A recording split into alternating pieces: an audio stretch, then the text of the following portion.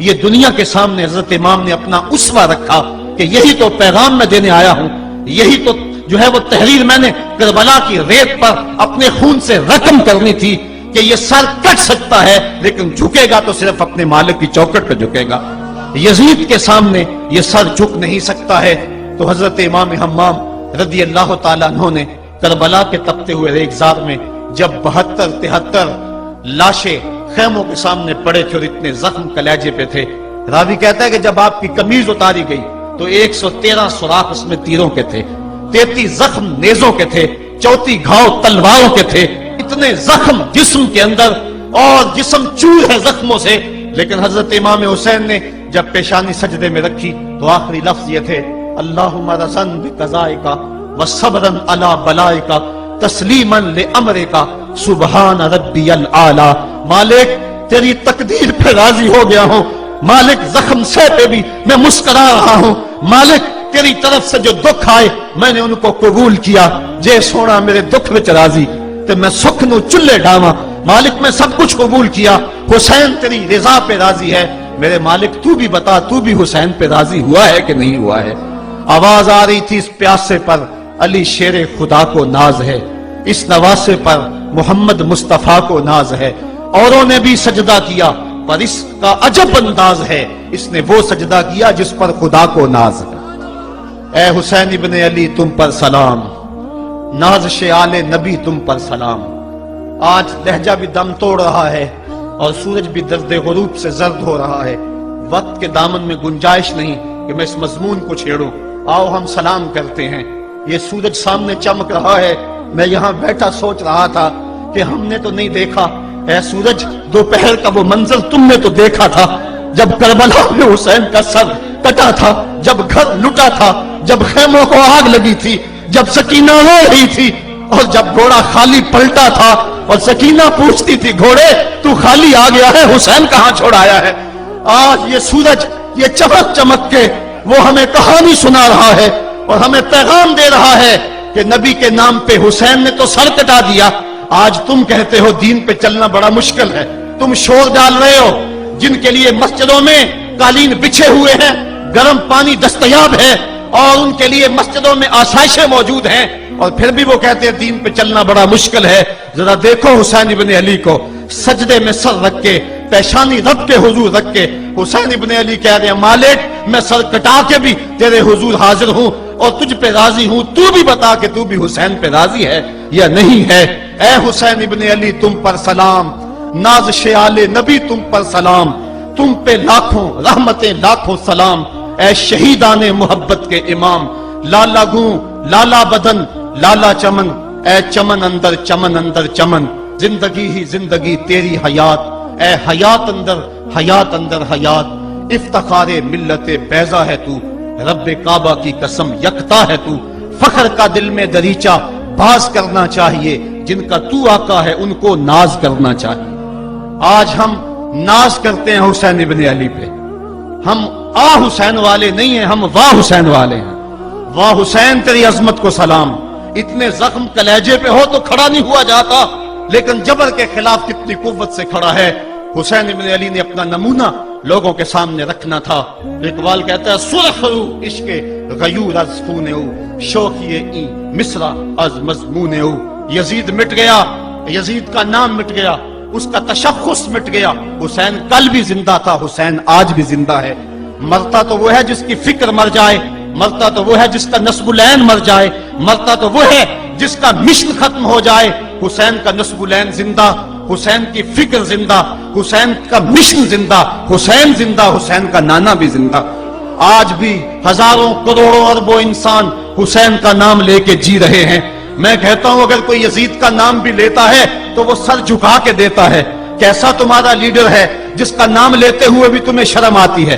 نام لینے سے پہلے سر جھکاتے ہو، نام لیتے ہوئے پسینہ پسینہ ہوتے ہو، نام لینے کے بعد منہ چھپا لیتے ہو۔ تمہیں اپنے قائد اور اپنے لیڈر کا نام لیتے بھی شرم آتی ہے، اور جب ہمارے لبوں پہ نام حسین آتا ہے ہمارا قد اونچا ہو جاتا ہے، ہمارا سر فخر سے بلند ہو جاتا ہے۔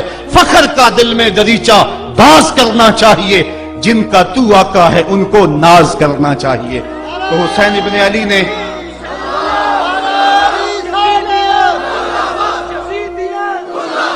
کسی نے کہا تھا کہ یہ دو شہزادوں کی جنگ تھی، تو کسی نے بڑا خوبصورت جواب دیا.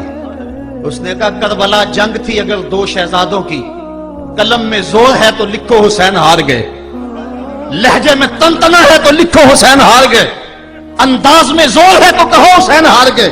زمانہ کل بھی کہتا تھا، زمانہ آج بھی کہتا ہے، حسین کل بھی جیتا تھا، حسین آج بھی جیتا ہے. جب حضرت امام حسین رضی اللہ تعالیٰ عنہ کا سر انور کاٹ لیا گیا اور خولی بن یزید نے نیزے کی نوک پہ اس کو رکھا، ویسے رخ سر کا زمین کی طرف سے تھا. کسی نے کیا خوب کہا، باں کے سر نیزے پہ اور سوئے زمین ہے روح، یعنی سجدہ ثانی کی ہے آرزو.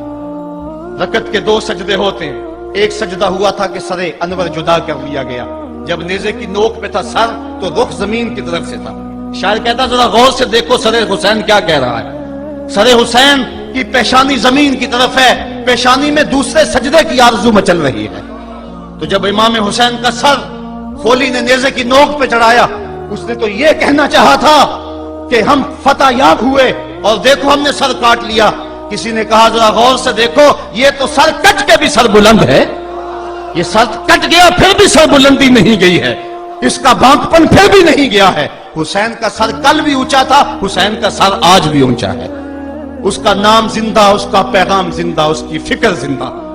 حضرت امام زین العابدین یہ کربلا کے وہ شخص ہیں جنہوں نے سارا منظر اپنی آنکھوں سے دیکھا تھا. اتنے دکھ کسی کو نہیں پہنچے جتنے زینب اور زین العابدین کو پہنچے ہیں. سب منظر کھلی آنکھوں سے دیکھا. 14 سال کی عمر ہے، بیمار ہیں. تاریخ بتاتی ہے اس کے بعد ساری زندگی حضرت زین العابدین نے ٹھنڈا پانی نہیں پیا. جب پانی پینے لگتے تڑپنے لگتے، کہتے مجھے سکینہ کی پیاس یاد آتی ہے، مجھے علی اصغر کا تڑپنا یاد آتا ہے. ساری زندگی پھر ٹھنڈا پانی نہیں پیا. حضرت امام زین العابدین نے یہ سارا منظر کھلی آنکھوں کے ساتھ دیکھا تھا. اور پھر آپ نے دمشق کے بازاروں میں بھی اور کوفے کی گلیوں کے اندر بھی سروں کا یہ قافلہ اپنی قیادت کے اندر جو ہے وہ گزارا تھا. جب یزید کے دربار کے اندر حضرت امام زین العابدین پہنچے تو یزید نے پہلے تو جو ہے وہ دکھ کا اظہار کیا. بعض لوگ یہاں سے یزید کی بریت کا اعلان کرتے ہیں. یہاں کسی نے بڑی خوبصورت بات کہی کہ قاتل کی پشیمانی مقتول کی اہمیت کو تو بڑھا سکتی ہے لیکن اس کے دامن سے قتل کے داغ کو نہیں دھو سکتی. تو اس نے یہ سب کچھ کیا، یہ بس اس کے ٹسلے تھے جو وہ بہانے لگا. لیکن بعد میں اس نے حضرت امام حسین رضی اللہ تعالی عنہ کے دانتوں کے اوپر جو ہے وہ چھڑی مارنا شروع کر دی. تو حضرت ابو برزہ اسلمی صحابی رسول وہاں موجود تھے، وہ کھڑے ہو گئے، اٹھ گئے، بدن کانپتا ہے ان کا. کہنے لگے ظالم ارفع قدیبہ کا، یہاں اپنی چھڑی ہٹا لے. میں نے اپنی ان آنکھوں سے دیکھا ہے کہ کان رسول اللہ صلی اللہ علیہ وسلم یلسمہ، حضور نے ان ہونٹوں کو خود چوما ہے. تو یہ کہہ کہ آپ دربار سے نکل گئے اور روتے تھے اور آپ کے بدن پہ کپ کی بھی تاری تھی. بعد میں یزید نے کہا حضرت غلطی ہو گئی اور یہ میں نہیں چاہتا تھا، بتائیں آپ کی کوئی شرط ہو. تو آپ نے فرمایا میری 4 باتیں مان لو. ان 4 باتوں میں ایک بات یہ تھی کہ سر حسین اور سر شہیداں ہمارے سپرد کر دو تاکہ ہم کربلا جا کے ان کی تدفین کر سکیں. دوسری یہ تھا کہ ہمیں مدینہ حفاظت سے پہنچا دو. تیسری شرط یہ تھی کہ مجھے جو ہے وہ جمعے کا خطبہ دینے کی اجازت دو آج دمشق جامع مسجد کے اندر. چوتھی بات آپ نے یہ فرمائی کہ قاتلان حسین جو ہے وہ میرے سپرد کرو. اس نے کہا ہاں کون ہے قاتل حسین کا؟ لوگوں نے کہا خولی ہے. خولی نے کہا میں نے قتل نہیں کیا، یہ سنان بن انس نخی نے کیا ہے. سنان بن انس نخی کو کہا ہاں تو بتا. کہنے لگا میں قتل کیوں کرنا تھا، یہ تو شمر ذل جوشن نے کیا ہے. شمر ذل جوشن کو کہا تو بتا. کہنے لگا میں نے قتل نہیں کیا، میرا کون سا حسین نے کچھ بگاڑا تھا، قتل اس نے کیا ہے جس کی حکومت کو خطرہ تھا. تو یہ ہے وہ ہے قاتل حسین کا. اب یزید کہنے لگا تمہاری یہ شرط تو میں پوری نہیں کر سکتا، یہ بات تو پوری نہیں کر سکتا، اب خطبہ دے لو. اب حضرت امام زین العابدین خطبہ دینے کے لیے کھڑے ہوئے. خطابت تو اس گھر کی لونڈی ہے، جب یہ بولتے ہیں تو حکمت کے موتی دولتے ہیں. جو ہی امام زین العابدین کھڑے ہوئے، 14 سال عمر ہے اور دمشق کی جامع مسجد ہے. یزید بھی بیٹھا تھا، یعنی سلطنت بھی تھے، عوام کا بھی ہجوم تھا.